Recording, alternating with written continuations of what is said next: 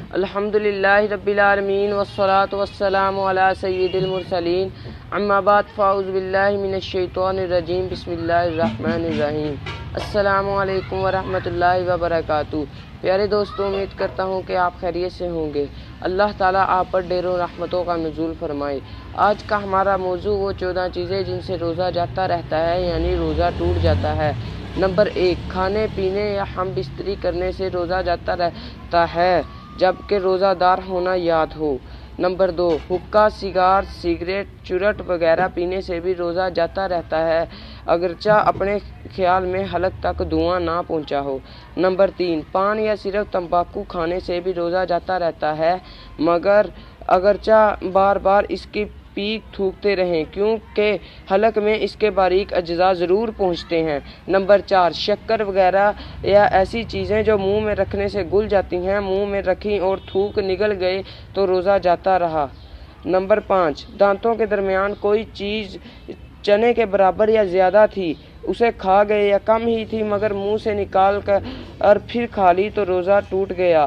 Number 6، دانتوں سے خون نکل کر حلق سے نیچے اترا اور خون تھوک سے زیادہ یا برابر یا کم تھا مگر اس کا مزہ حلق میں محسوس ہوا تو روزہ جاتا رہا، اگر کم تھا اور مزہ بھی حلق میں محسوس نہ ہوا تو روزہ نہ گیا۔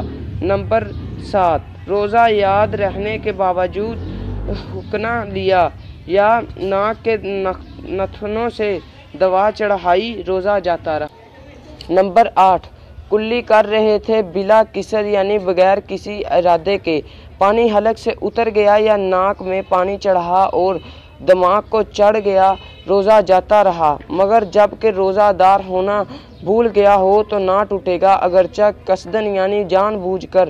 یوں ہی روزے دار کی کسی نے کوئی چیز پھینکی، وہ اس کے حلق میں چلی گئی تو روزہ جاتا رہا۔ نمبر 9، سوتے میں یعنی نیند کی حالت میں پانی پی لیا یا کچھ کھا لیا یا منہ کھلا تھا، پانی کا قطرہ یا بارش کا اولا حلق میں چلا گیا تو روزہ جاتا رہا۔ نمبر 10، دوسرے کا تھوک نگل لیا یا اپنا ہی تھوک ہاتھ میں لے کر نگل لیا تو روزہ جاتا رہا۔